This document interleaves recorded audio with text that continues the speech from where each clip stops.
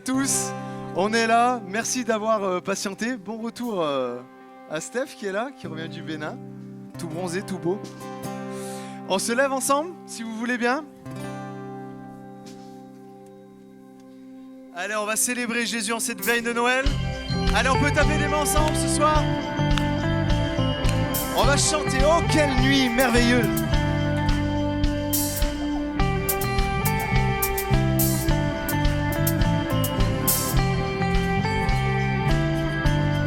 On y va ensemble ?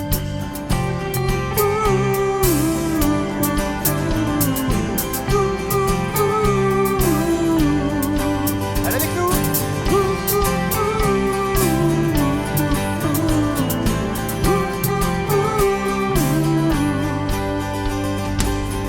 Les bergers vinrent pour voir le bébé, pour contempler sa face. Voici le Sauveur dans la crèche. Oh, quelle nuit merveilleuse! Oh, quelle nuit merveilleuse! On y va ensemble? J'entends les anges chanter. Alléluia, que la terre accueille son roi. L'amour est descendu. Chantons-le. Jésus-Christ est né. Jésus-Christ est né. Avec nous.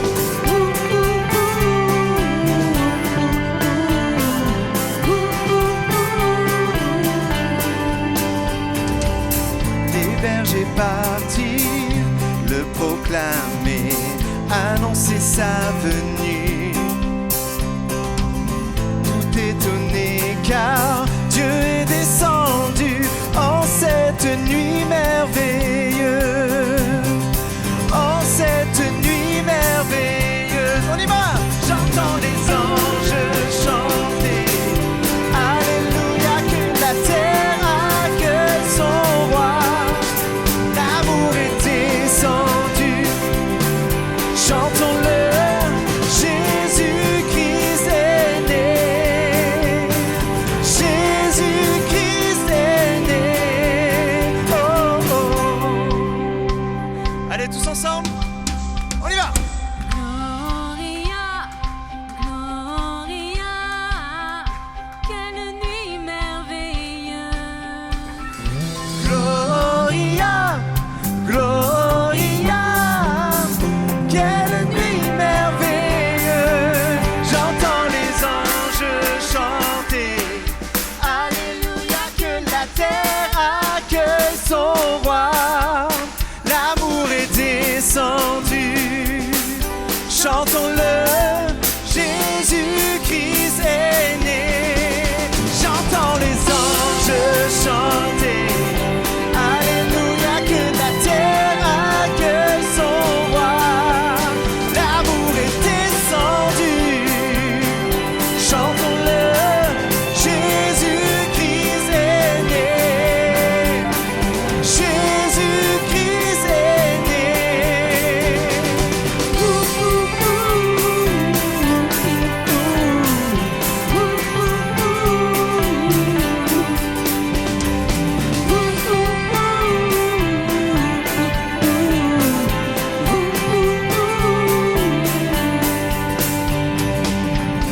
Tout est paisible, tout est calme, l'étoile brille dans le ciel. Ici à Bethléem,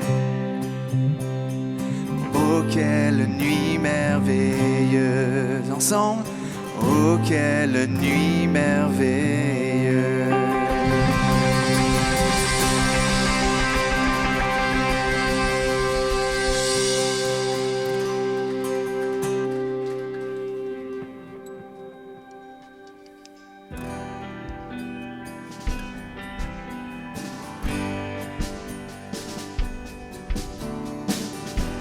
Et pour toujours il régnera.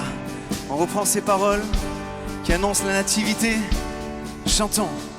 Au milieu de l'hiver, la terre entière crie. car ce monde est figé, glacé par cette nuit, la lumière à lui, de l'étable jusqu'au trône, et pour toujours, il régnera, il régnera, et pour toujours, il régnera, il régnera, car un enfant nous est né, le roi des rois, sauveur parfait, et pour toujours, il régnera, il régnera.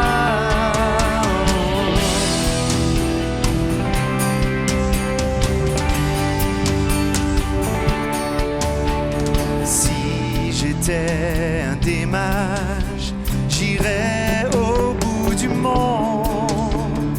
Et si j'étais un berger, j'irais me prosterner. Mais moi qui n'ai rien, ensemble, je lui offrirai mon cœur. Et pour toujours,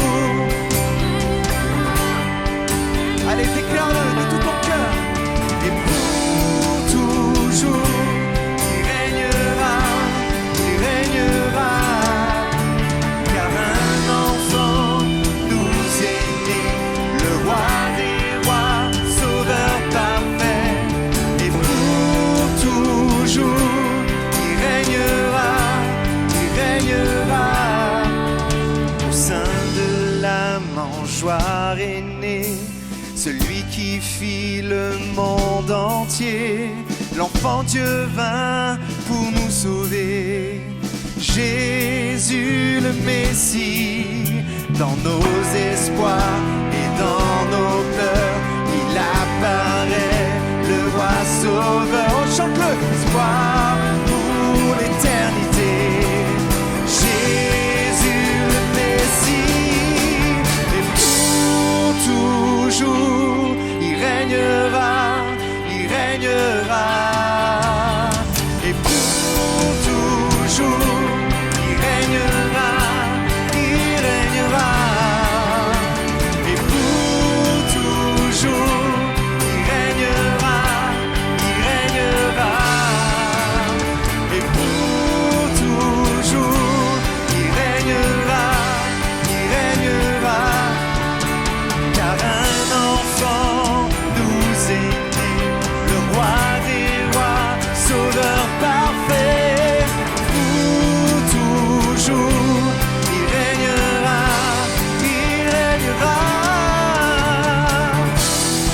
Oh, tu régneras à jamais.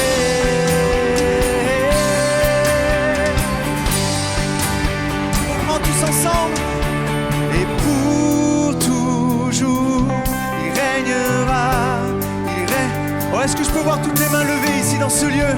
Allez, levez-vous bien, vos mains bien haut.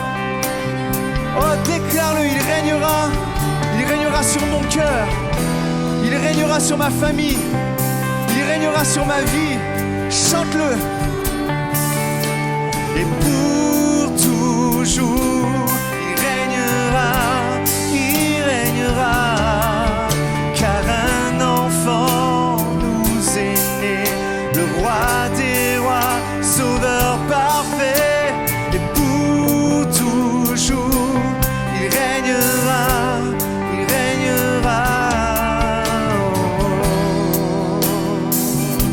Oh, est-ce que tu peux élever ta voix à l'endroit où tu es? Invite le Seigneur à régner sur ta vie, sur ton cœur. Dis Seigneur, je te donne tout. Règne sur ma vie, règne sur ma famille, règne sur mon couple. Que tu sois le premier en toutes choses, pour que je puisse voir ta bénédiction.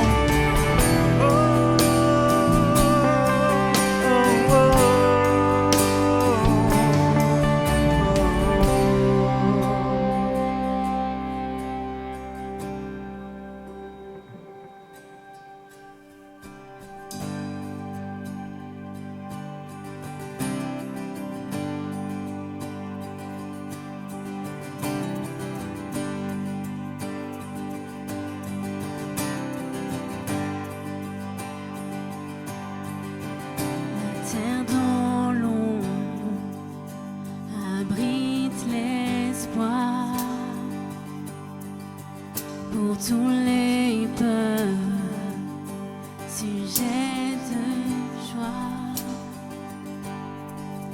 car cette promesse, ce don du ciel, vient jusqu'à nous.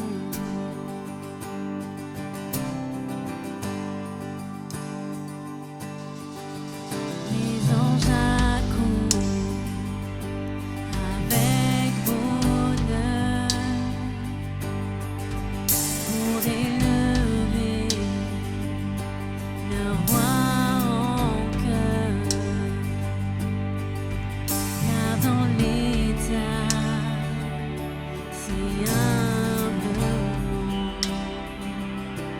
le roi est né.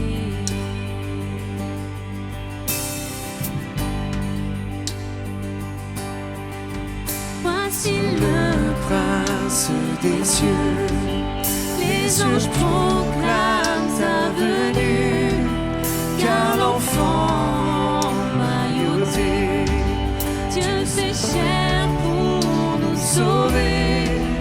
Pour le royaume et la puissance sont à lui pour toujours. Un seul des cieux, Christ est l'espoir du monde.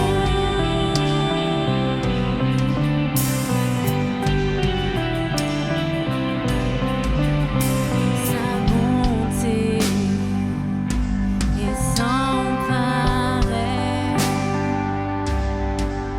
miséricorde à tout jamais.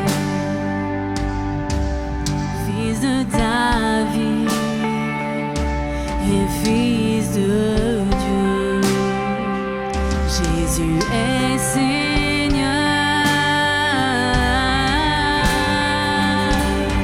on le chante tous ensemble. Voici le Prince des cieux, les anges proclament sa venue, car l'enfant mailloté, Dieu fait chair pour nous sauver. Pour le royaume et la puissance sont à lui pour toujours.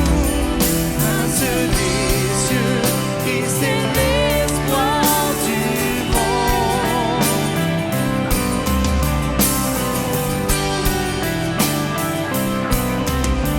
Roi de gloire, nous t'accueillons.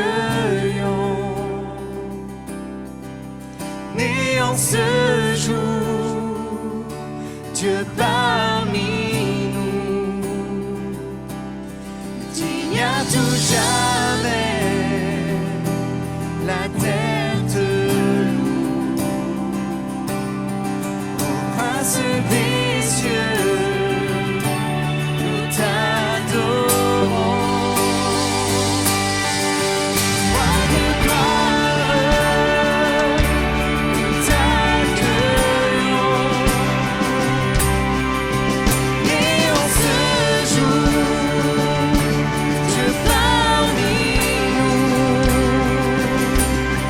digne à tout jamais, la terre te loue. Ô Prince des cieux, nous t'adorons.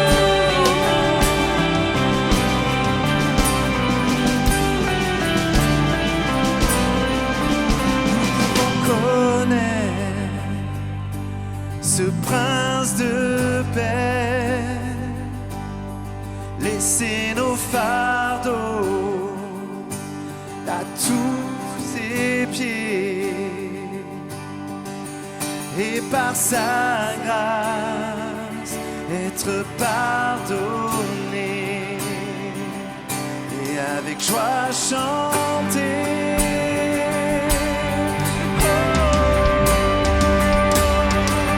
Tous nos cœurs. Voici le Prince des cieux, les anges proclament sa venue, car l'enfant mailloté, Dieu fait chair pour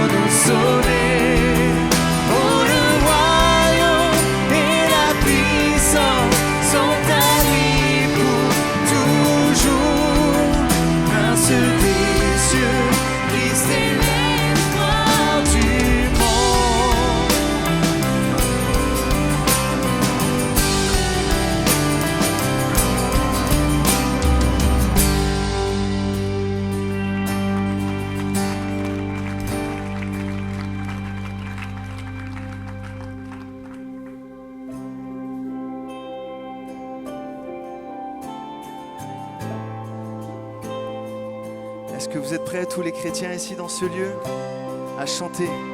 Peuple debout et chante ta délivrance.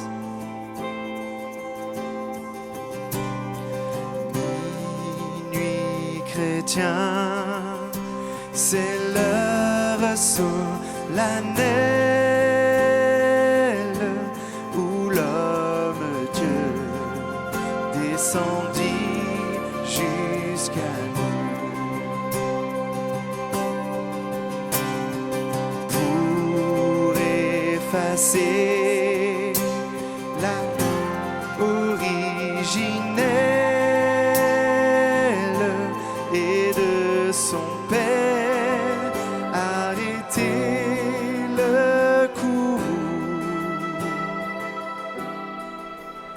Le monde entier tressaille d'espérance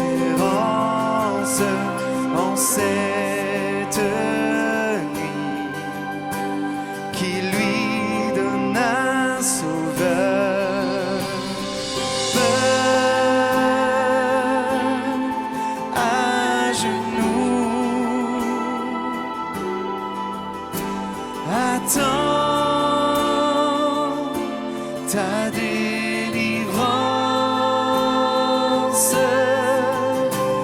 Noël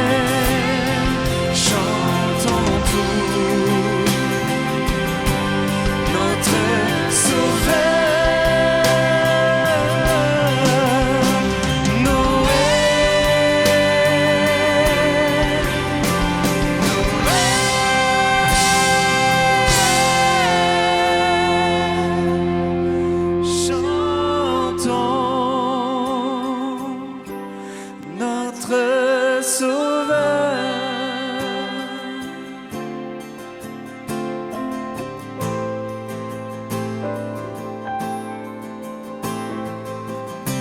Chantons notre sauveur.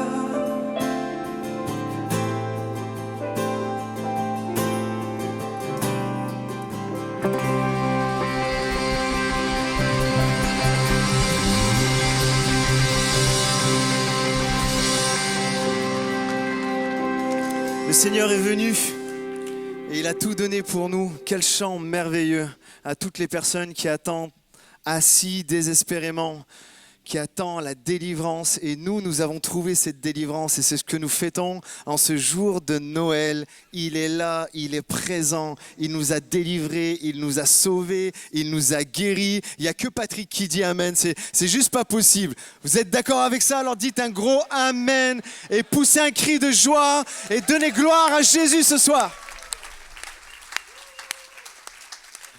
Je vous invite à vous rasseoir. J'aimerais vraiment qu'on puisse accueillir chaleureusement le pasteur Jérémy pour ce message qu'il a préparé. Merci. Hop. Comment ça va? Ça va comme un vendredi soir 22 décembre, hein, un mélange de fatigue et d'excitation et tout ça hein. On est tous dans la même... Là, en fait, j'ai un visage un peu fermé, mais croyez-moi, au fond de mon cœur, il y a des lutins qui dansent, hein. C'est juste que je suis fatigué. Donc si vous voyez que je souris pas trop ce soir, Jérémy va bien, tout va bien, Dieu est souverain, Jésus m'a sauvé, on est ensemble et on va fêter un super Noël ensemble. C'est juste la fatigue qui vous fait croire qu'il n'y a pas de lutin qui danse à l'intérieur.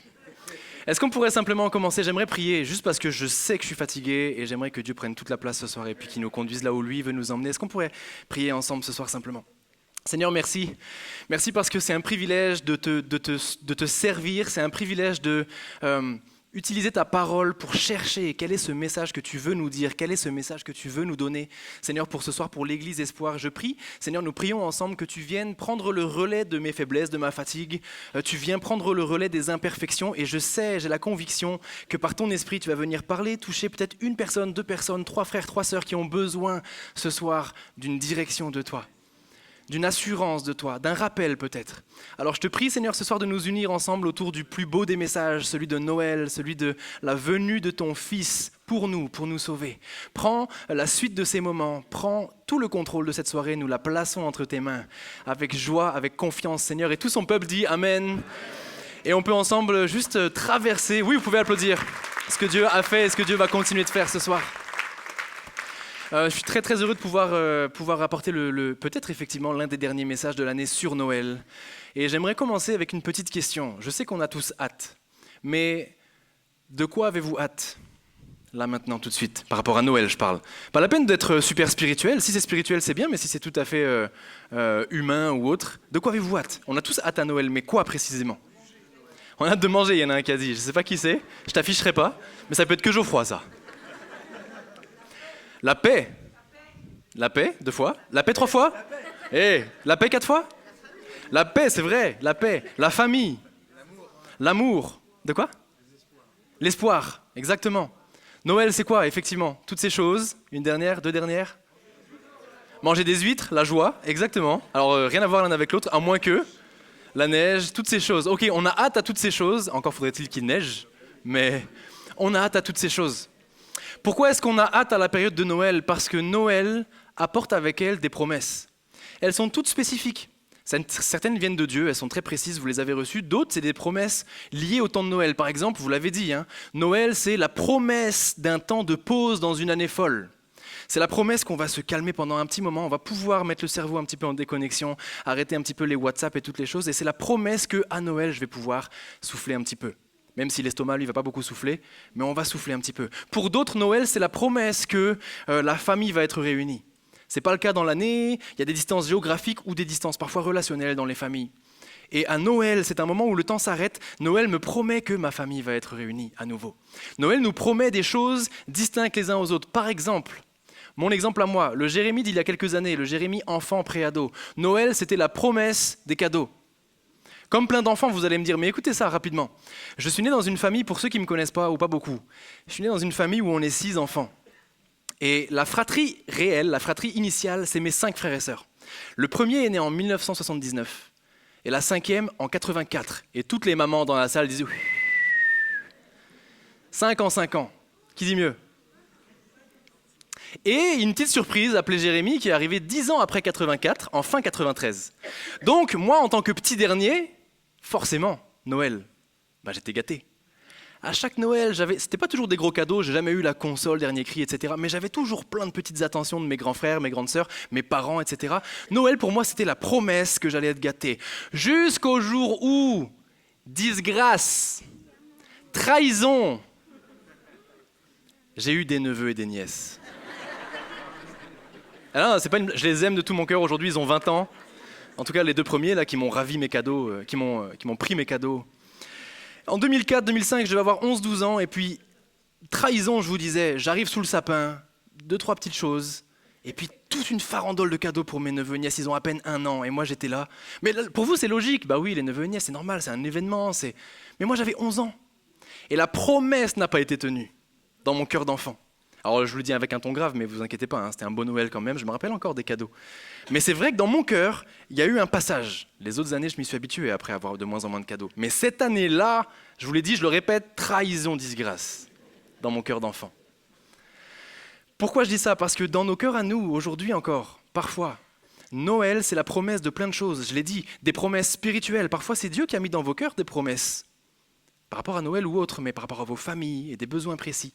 Parfois, ce sont des promesses pas très spirituelles. Vous savez juste qu'avec Noël s'en vient la promesse de la neige. Ou avec Noël devrait s'en venir la promesse de la famille qui se réunit. Et on attend ces promesses, mais ce n'est pas toujours le cas. Elles ne se réalisent pas toujours. Et certaines d'entre vous, d'entre nous, peut-être attendent toujours des promesses liées à Noël qui ne sont pas arrivées. Elles auraient dû arriver d'après nous. Ça fait longtemps qu'on attend. Mais Noël n'est pas toujours synonyme de promesses réalisées.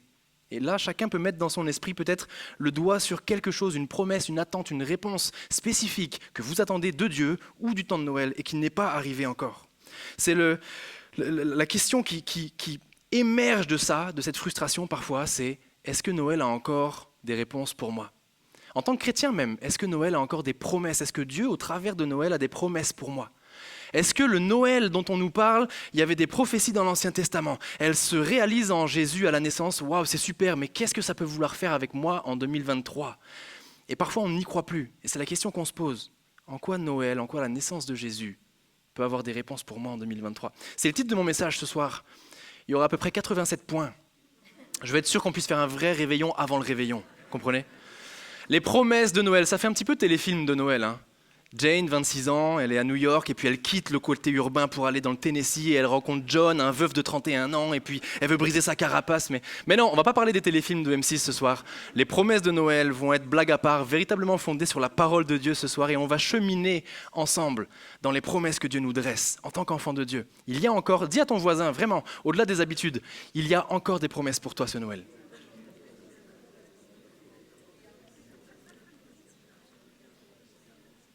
La Bible mentionne dans l'Ancien Testament, la Bible mentionne plusieurs prophéties qui s'accompliront lors de la naissance de Jésus. Plusieurs prophéties vont être, il y a des dizaines, je crois que ça excède la centaine de prophéties messianiques, on appelle ça, qui prophétisaient sur l'arrivée du Messie. On va traiter la centaine d'entre elles ce soir, ensemble.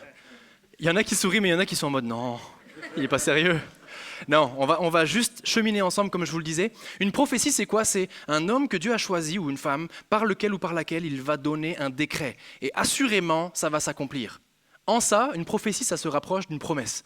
Donc ce soir, je vais utiliser le terme promesse parce que c'est plus simple, mais on va cheminer dans des prophéties de l'Ancien Testament et on va se dire ensemble en quoi ces prophéties, qui datent d'il y a tellement de siècles, voire de millénaires, me concernent aujourd'hui. Parce que oui, elles nous concernent encore aujourd'hui. Laisse-moi te dire, alors qu'on y va dans ce message ensemble, que les prophéties de l'Ancien Testament à propos de Jésus ne sont pas à propos seulement du peuple juif de l'époque, et elles ne sont pas à propos seulement de l'époque de la naissance de Jésus. Elles sont encore valables aujourd'hui.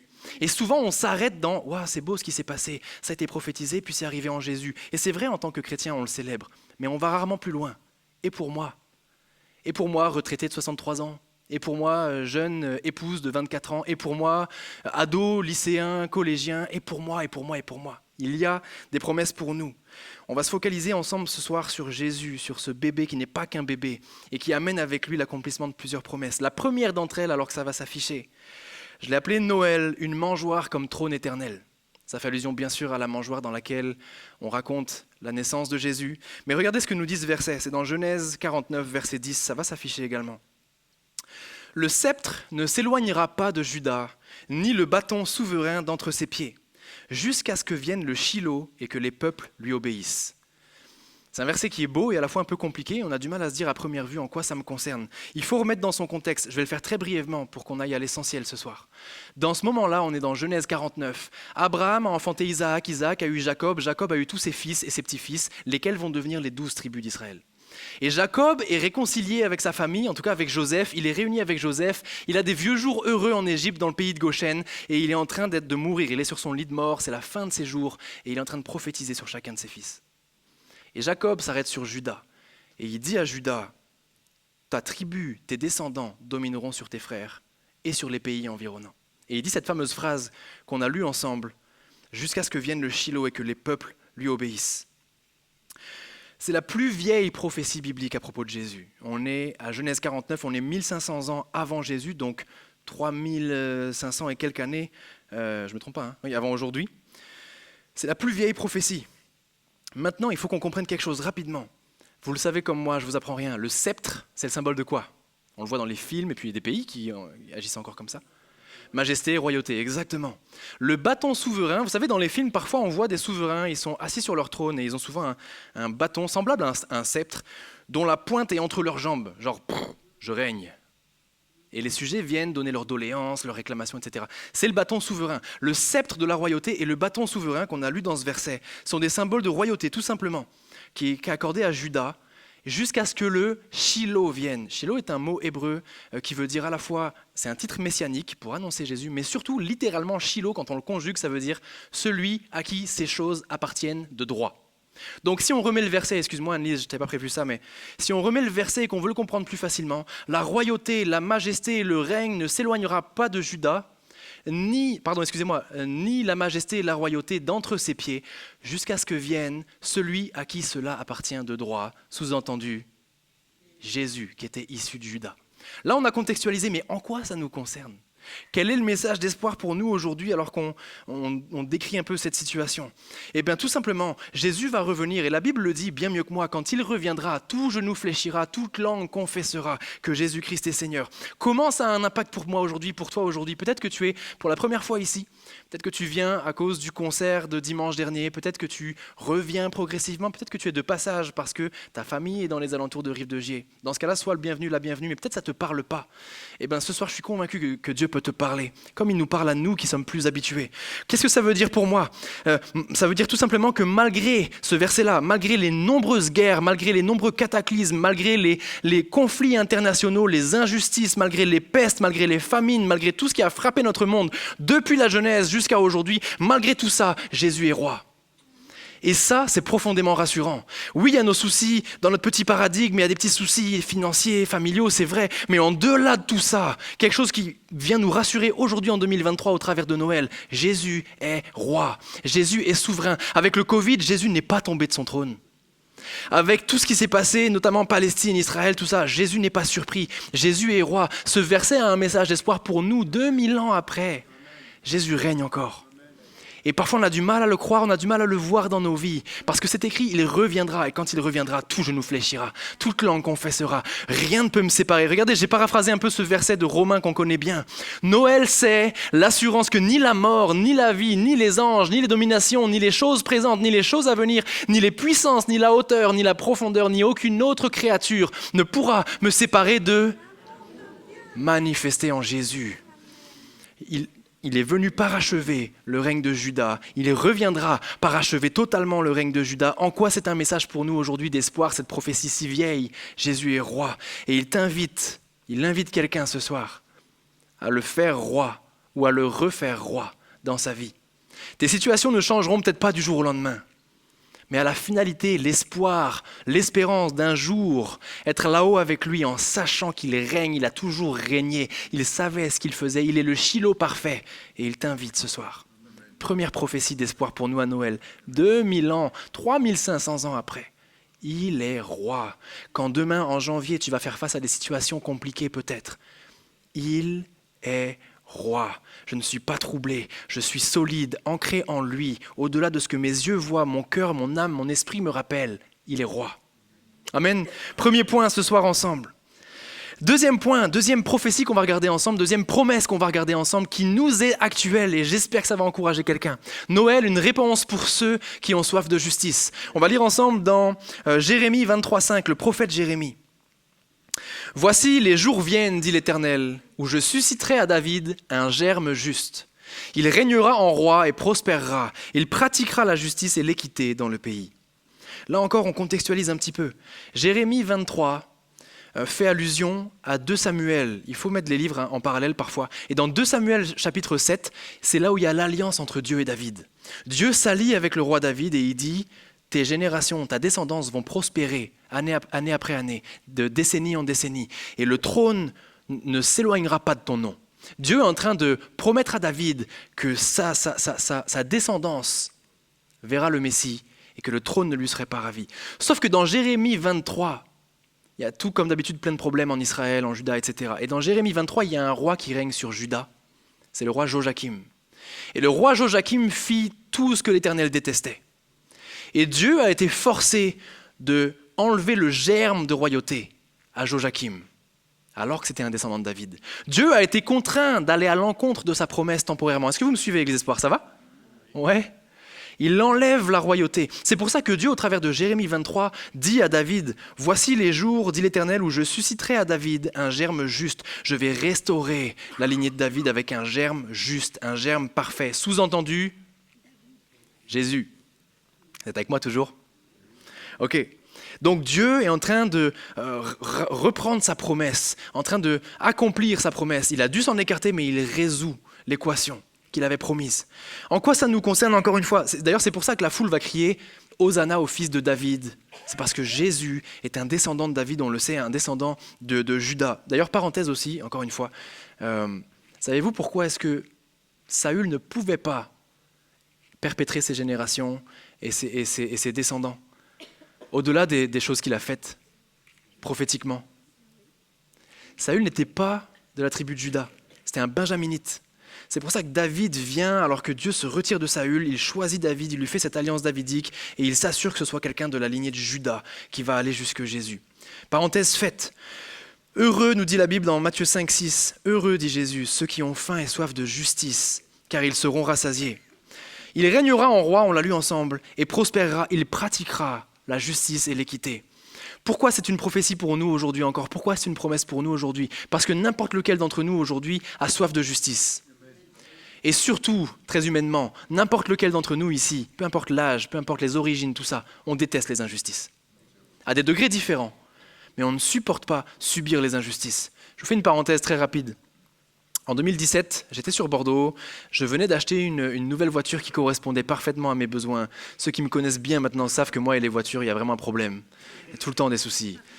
Et cette voiture, j'en suis content, une bonne routière, un grand coffre pour les instruments, pour les tourner, etc. Et je roule sur le pont d'Aquitaine, là. Et vous savez, des fois, on a un petit instinct d'un truc qui va se passer une demi-seconde après. Je regarde dans le rétro et je vois un homme, véridique, hein, la main sur le volant, l'autre main au téléphone, qui regarde son fils à droite et qui me rentre dans la voiture. Dégomme la voiture, on fait le constat, du moins on tente de faire le constat. Et là, il commence à me baratiner. Il ne sait pas que je suis pasteur en formation, il ne sait pas tout ça. Il me dit, je suis chrétien, je vais chercher ma femme à l'église, j'ai pas le temps. Je dis, moi aussi je suis chrétien, viens, on fait le constat quand même.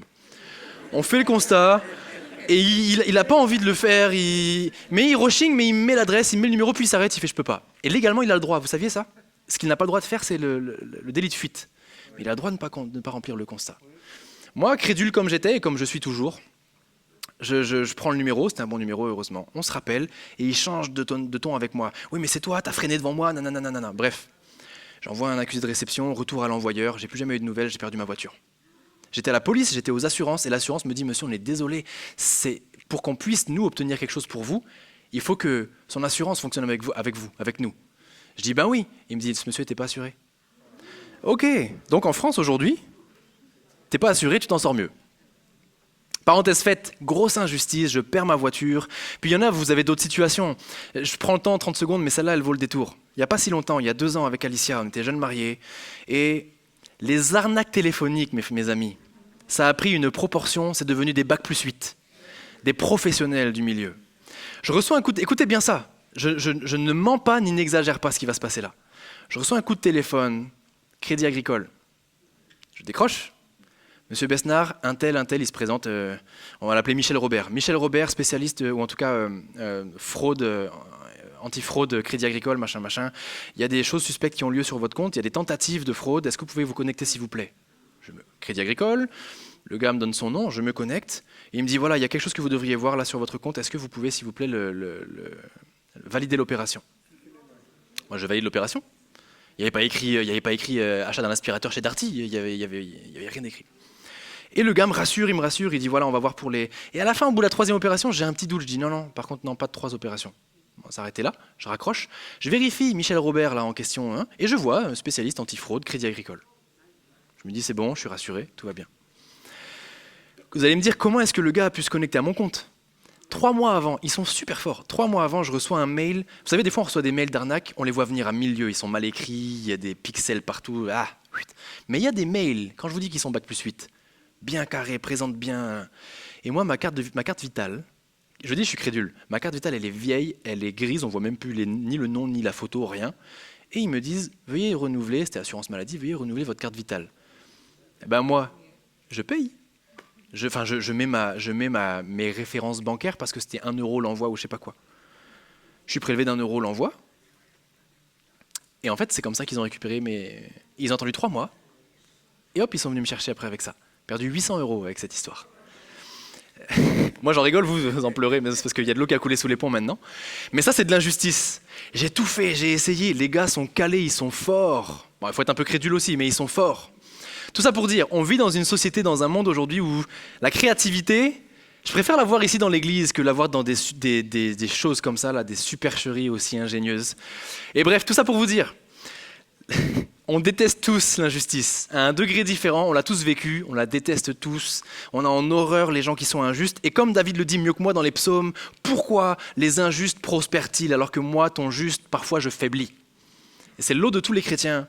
La Bible dit, il pleut sur les justes, il pleut sur les injustes. En tout cas, on déteste tous les injustices. Pourquoi ce verset, cette prophétie, pour y revenir, est un message d'encouragement pour nous? Parce que Dieu ne t'arnaque pas, lui. Dieu n'est pas injuste. En quoi ça nous parle en 2023? Parce qu'il régnera avec justice et équité. Et là où tu as subi des injustices, parce que là je parle d'injustices desquelles je peux rigoler parce qu'elles sont purement financières ou matérielles. Certains d'entre vous, vous avez peut-être vécu des injustices bien plus dramatiques que celles que j'ai pu raconter là. Dans chaque cas, le message d'espoir de Noël, c'est qu'en Jésus, l'équité sera restaurée. La justice sera restaurée. Et écoutez bien ça, la justice divine vaut bien mieux que la justice humaine. Je préfère recevoir une indemnité céleste que 1000 indemnités d'assurance ici-bas. On dit amen, mais parfois on l'oublie quand on est au cœur du problème. On ne pense pas à ça, on n'a pas les yeux dans l'éternité. Et je me le prêche à moi parce que je suis le premier à tout le temps vouloir m'en sortir par moi-même. Et ce soir, alors que je répétais ce message, Dieu me rappelait, mieux vaut une indemnité céleste en temps voulu, avec celui qui est juste et équitable, parfaitement, que de courir après ce que le monde peut nous apporter comme sécurité. Noël, c'est un message d'espoir pour toi aussi qui recherche la justice ou qui a subi des injustices. Il est le roi parfait dans la justice et l'équité. Amen. On continue un petit peu, c'est mon 3e point, je vous le disais, un 3e point sur 110 environ. Noël, l'espoir pour les gens humbles. On va traiter d'un 3e verset ensemble. Vous êtes avec moi toujours, Église Espoir? On reçoit ensemble ces paroles d'encouragement de Noël. Michée 5, verset 2, encore un prophète, le prophète Michée. Un verset bien connu. « Et toi, Bethléem, Ephrata, petite entre les milliers de Juda, de toi sortira pour moi celui qui dominera sur Israël et dont l'origine remonte aux temps anciens, au jour de l'éternité. » On remet dans le contexte encore, on est environ en 700 avant Jésus, en 700 avant le premier Noël, en 700 avant la naissance de Jésus. Et Michée est en train de prophétiser que le Messie que vous attendez, les gars, les Juifs, ne viendra pas dans un palais, ne viendra pas dans une capitale, il viendra dans une petite ville, un petit patelin, Bethléem. Et ça défie toute la logique des Juifs de l'époque. Ça défie toute la logique même de nous aujourd'hui, de comprendre cette humilité. Il ne viendra pas dans un palais, il ne viendra pas dans les lumières et dans les applaudissements. Il viendra dans la petitesse de Bethléem. Parce que Dieu, et c'est un encouragement pour nous ce soir, Dieu ne regarde pas à ce qui frappe les yeux, nous dit la Bible. Dieu n'a jamais regardé aux grands du monde. Le seul grand qu'il a choisi, ça a mal fini, c'était Saül. Dieu regarde aux gens humbles de cœur, aux gens simples, aux gens droits. Quand je dis les gens humbles dans ce titre-là, c'était Noël, l'espoir pour les gens humbles, je parle à la fois des gens qui sont humbles de cœur, humbles, la vertu de l'humilité, mais je parle aussi dans le deuxième sens du terme, heureux, les gens simples. Peut-être que ta situation est humble. Financièrement, tu n'as jamais roulé sur l'or. Peut-être que tu n'as jamais identifié dans ta vie un don, un talent précis. Peut-être que tout ce que tu as accompli, ça te paraît à tes yeux très humble, très simple. C'est dans ce sens-là que je vais. Une situation humble ou bien un cœur humble. Heureux ceux qui ont un cœur humble, on va le lire après. Je vais le lire maintenant. Heureux les pauvres en esprit, car le royaume des cieux est à eux. Heureux les débonnaires, car ils hériteront la terre. Heureux ceux qui sont humbles et simples à Noël, parce que c'est ce que Jésus nous communique comme message dès le Noël originel. Dieu n'est pas allé chercher le palais, Dieu ne cherche pas ta perfection, c'est un message d'espoir pour nous en 2023. Dieu ne cherche pas que tu sois parfait, Dieu ne cherche pas que tu sois plus grand, Dieu ne cherche pas que tu gonfles, que tu bombes le torse, que tu roules des mécaniques, Dieu ne cherche pas que tu gères tout par toi-même. Dieu veut simplement une simplicité de cœur et il n'a jamais rechigné à bénir ceux et celles qui mettaient juste une pièce dans le tronc. Ou ceux qui distribuaient juste 5 pains et 2 poissons. C'est les ingrédients du miracle, la petitesse de nos situations parfois, la petitesse de nos cœurs, la petitesse de nos vies. Et Dieu se sert de ça et par un procédé qu'on ne maîtrise pas, il en fait des miracles comme la multiplication des pains et des poissons. Noël, c'est un message d'espoir pour nous, troisièmement comme on l'a vu, parce que ceux qui sont humbles de cœur verront Dieu, connaîtront la puissance de Dieu, qui lui-même s'est fait tout petit à Bethléem. Vous savez, une petite parenthèse très rapidement encore une fois. Je suis né en Bretagne, je vous avais déjà dit que j'étais breton. Je vais le répéter souvent. Hein. En plus, alors une parenthèse de la parenthèse, ma femme me dit souvent, t'es injuste, parce que t'es né en Bretagne, ton père est breton, mais ta mère c'est une 100% normande. Donc t'es injuste un peu dans tes propos. En plus, je ressemble pas mal à ma mère dans le tempérament apparemment et tout. Donc je suis breton-normand, mais en tout cas, je suis né près de Brest, j'ai grandi près de Brest en Bretagne, et il y a une petite ville près de Brest, 5000 habitants, un petit village, ça s'appelle l'Opérette. Pas L'(opérette, genre la petite opéra, mais c'est du breton, l'Operched en breton, l'Opérette. Et là-bas, il y avait des camps, des colos, etc. etc. Un petit village, une petite église avec que des anciens. Aucun manque de respect aux anciens parmi nous ce soir. Hein.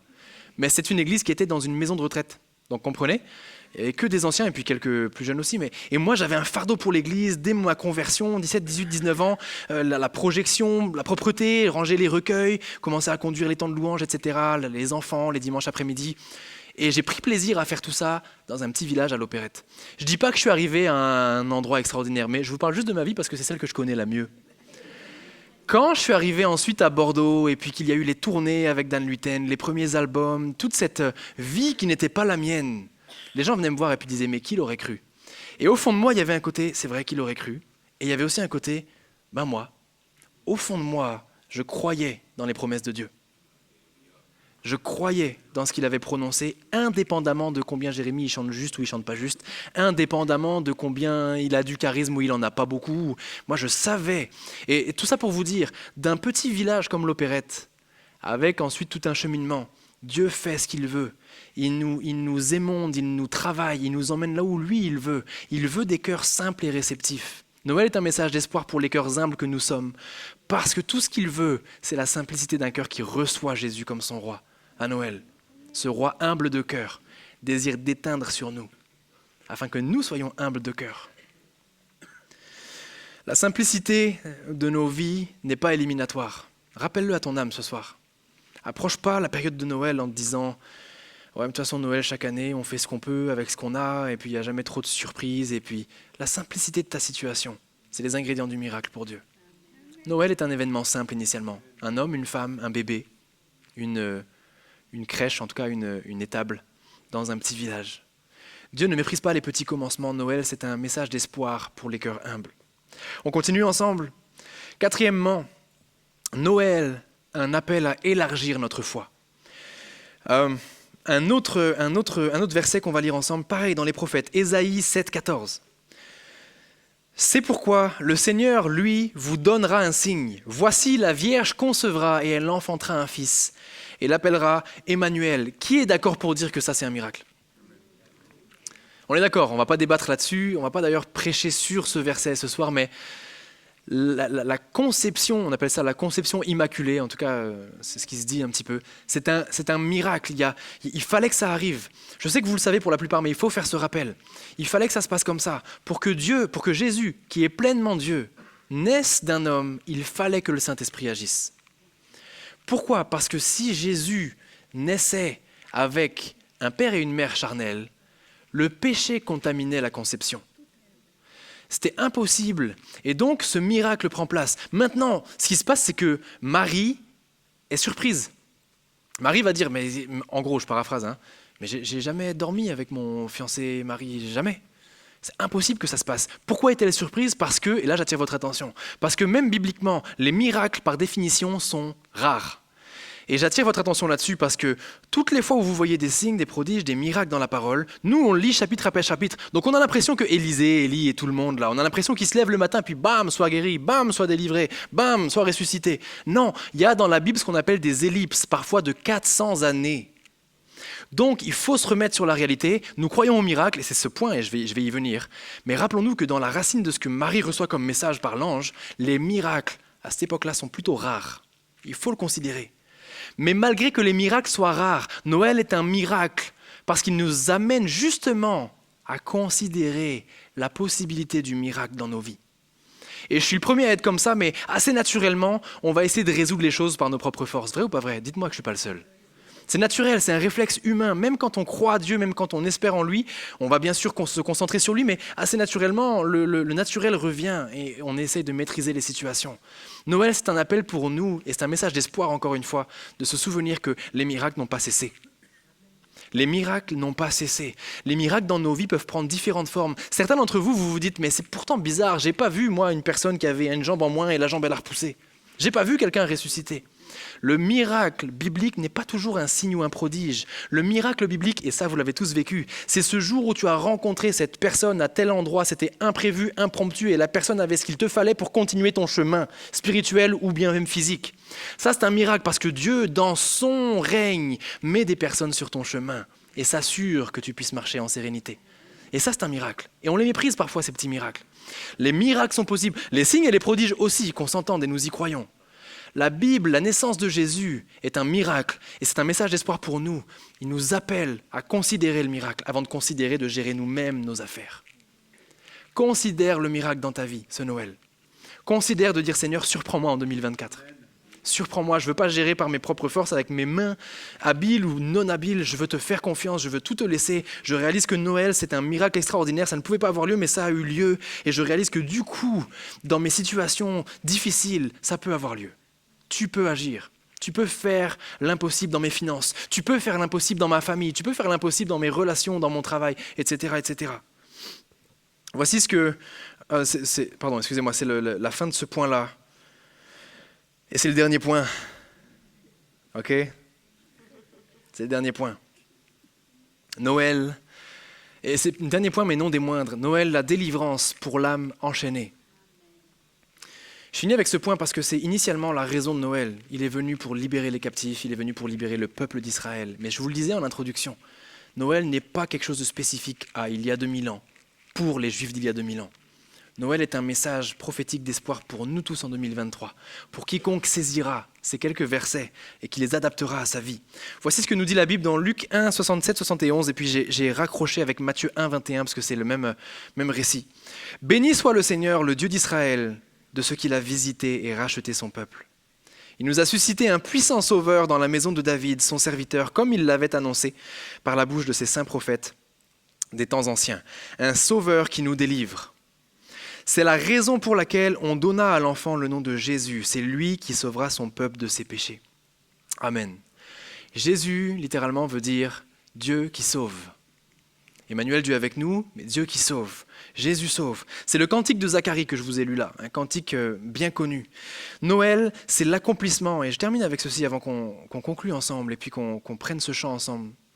Noël, c'est l'accomplissement parfait de toutes ces prophéties qu'on a traversées ensemble. Mais celle-ci, principalement, est un message d'espoir, mais qui a attiré mon attention et ma tristesse un peu. Parce que Noël est un message de liberté. Il est venu redonner la liberté aux captifs, libérer les âmes enchaînées. Mais il y a des situations qui sont, comment on dit, exacerbée à Noël. J'ai lu un sondage, même plusieurs sondages les dernières semaines, et j'aurais dû les sauvegarder. C'était en Amérique, je crois que ça se passe. Un sondage qui a été publié qui explique que, globalement, à Noël, les addictions vont en recrudescence. Parce qu'à Noël, il y a tout ce qui va bien, mais à Noël, tout ce qui va mal est amplifié. Les familles sont réunies, mais les raisons pour lesquelles certaines familles sont divisées font que quand elles se réunissent, il y a toute une année où tu travailles, tu luttes dans une addiction, et à Noël, d'une manière ou d'une autre, avec tout ce que ça apporte, tu relâches. Il y a des frustrations qui reviennent, notamment pensons à nos frères et sœurs, à nos amis, nos collègues, nos proches qui ne connaissent pas le Seigneur ou qui ont refusé peut-être le Seigneur. Eh bien, ces choses sont on ne peut plus vraies. Les addictions vont en recrudescence à Noël. Ce bilan-là était pour la pornographie. Beaucoup de stress à Noël, les cadeaux, les finances, les déplacements, et tout ça occure besoin de céder à la tentation. Les addictions vont à Noël, alors que Noël est un message de liberté. Et ça, c'est venu attrister mon cœur. Noël, c'est Jésus qui vient libérer les captifs comme certains, et tous, j'espère, il est venu un jour vous libérer de l'esclavage du péché. Ou bien c'est en train d'être fait, c'est en chemin pour certains. Alors que notre monde sombre dans les addictions, pendant que le plus beau message de liberté est prêché. Jésus, Noël, c'est un symbole de liberté par excellence. Il est venu libérer les captifs. Et nous, on a la grâce de connaître ce Jésus, la grâce de l'accepter dans nos vies, pendant que d'autres meurent dans leur addiction, leur détresse, Noël après Noël. Peut-être que ce soir, je vais inviter les musiciens à revenir, j'aimerais qu'on puisse reprendre simplement le refrain et le pont de « Il régnera ». Peut-être que Noël, pour terminer, représente pour quelqu'un ici ce soir, dans la tête, ça représente la liberté. Mais dans le cœur, il y a des choses qui nous accrochent, qui nous tiennent. Nos mains veulent aller vers le Seigneur, mais nos pieds sont embourbés dans des situations, et je ne blâme ni ne juge personne. On a vite, fil après fil, de se retrouver filoché et embobiné dans quelque chose de difficile. Noël devrait être un message d'espoir, de joie, mais pour certains, peut-être c'est un message de difficulté, d'enchaînement. Je conclue avec ce dernier point. C'est vraiment pour conclure ce message ce soir. Restez avec moi pour terminer Église Espoir. Je sais que c'est pas simple un vendredi soir. Et en plus, même moi, je suis très fatigué, donc c'est difficile d'être à 100%. Restez bien avec moi. Noël, c'est un rappel que, avec tout ce qu'on a vu, ces 5 prophéties, finalement, c'est juste un rappel, Noël, que Dieu accomplit toujours ses promesses. Les 5 promesses, on les appelle promesses, prophéties, les 5 promesses qu'on a vues ensemble, ont été accomplies pour les Juifs. Elles ont une portée pour nous aujourd'hui d'espoir. Pourquoi ? Parce que Dieu, et c'est l'ultime promesse de Noël, accomplit toujours ses promesses. Et s'il y a bien une chose que j'aimerais que quelqu'un retienne ce soir de tout ce qu'on a traversé ensemble, c'est ça. Noël, c'est un rappel au-delà du foie gras, des huîtres et de la famille. Noël, c'est un rappel que Dieu accomplira toujours ses promesses envers toi. Parfois, ça tardera. Parfois, ce ne sera, je ne vais pas vous le cacher parce que la Bible dit, il faut dire ce que la Bible dit. Parfois, ce sera seulement là-haut que vous comprendrez et que vous recevrez. Je vous parlais tout à l'heure de l'indemnité céleste. Mais dans tous les cas, justice divine sera faite. Noël, c'est un message d'espoir par excellence. Noël, c'est un rappel, et je vous fais juste le récap de ce qu'on a vu ensemble. Noël, c'est un rappel pour nous qu'il est souverain, il n'est pas tombé de son trône, il est roi et il veut être roi sur ta vie. Noël, c'est un rappel que sa justice parfaite viendra en son temps. Noël, c'est un rappel qu'il veut, il désire et il peut se servir de tout ce qui est humble pour confondre l'effort. La Bible le dit, et il peut se servir de toi dans ta situation, aussi humble soit-elle. Noël, c'est un rappel que Dieu opère toujours des miracles aujourd'hui et qu'il désire que tu crois, que tu pénètres dans 2024 avec une nouvelle foi dans le Dieu de miracles, qui est capable d'opérer des miracles. Et enfin, Noël, c'est un rappel qu'il libère l'âme captive, il libère l'âme enchaînée. Peut-être que tu es sorti de tout plein de choses, de tout plein de situations. Et ces derniers temps, peut-être qu'il y a le compromis qui s'est présenté à ta porte. Et peut-être que tu as cédé à nouveau à quelque chose. Tu as laissé gagner un peu de terrain à l'ennemi. Encore une fois, il n'y a aucun jugement, aucun blâme dans mes propos. Au contraire, Dieu a ses bras grands ouverts, bien plus que les miens maintenant. Et il dit, venez. Venez, pénétrons ensemble dans le vrai sens de Noël. Rappelons-nous ensemble les véritables promesses de Noël. S'il vous plaît, Église Espoir, j'aimerais vraiment qu'aucun d'entre nous passe un Noël qui se limite, aussi bien soit-il ça, à la famille, je le disais, au chocolat et aux cadeaux. J'aimerais que chacun de vous, chacun de nous, passe un Noël où on va prendre un moment et se dire « Seigneur, tes promesses, assurément, elles s'accompliront. » Les promesses de Noël. J'aimerais simplement qu'on puisse se lever ensemble et on va chanter ce chant. Pour toujours il régnera, un enfant nous est né, le roi des rois, sauveur parfait. Mais alors que tu le chantes, fais-le régner sur ton cœur. Replace Dieu s'il le faut sur le trône de ta vie à l'approche de ce Noël. Commence 2024 avec Dieu en première place, ce Dieu qui accomplira ses promesses envers toi. Pour toujours il régnera. Est-ce qu'on peut le chanter ensemble?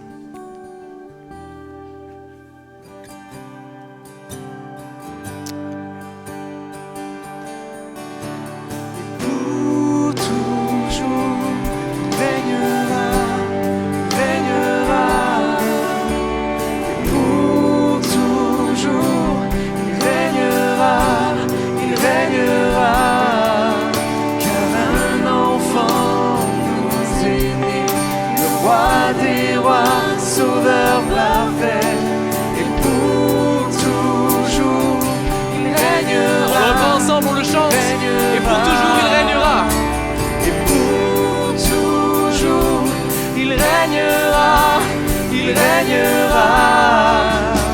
Et pour toujours, il régnera, il régnera.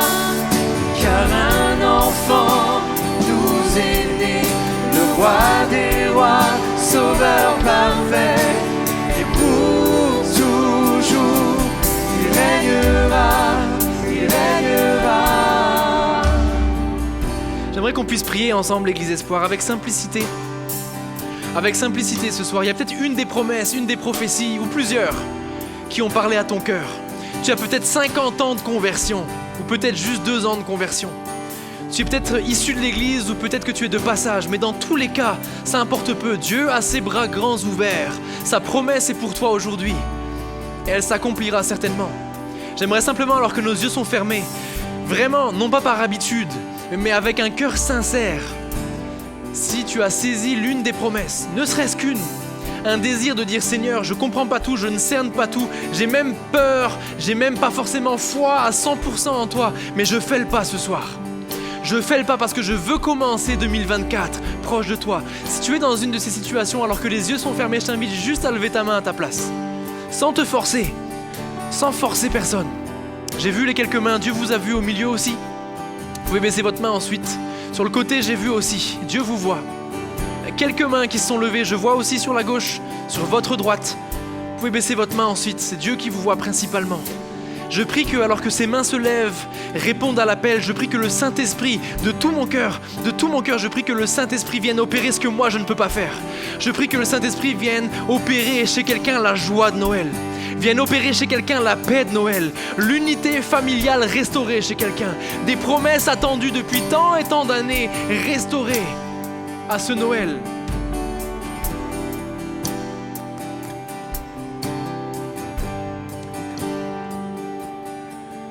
Juste, on continue, nos yeux sont fermés, c'est assez rare qu'on fasse ça. Mais il y a une famille ici, que je ne connais pas. Une famille qui est unie dans le côté, la famille vraiment père, mère et enfant.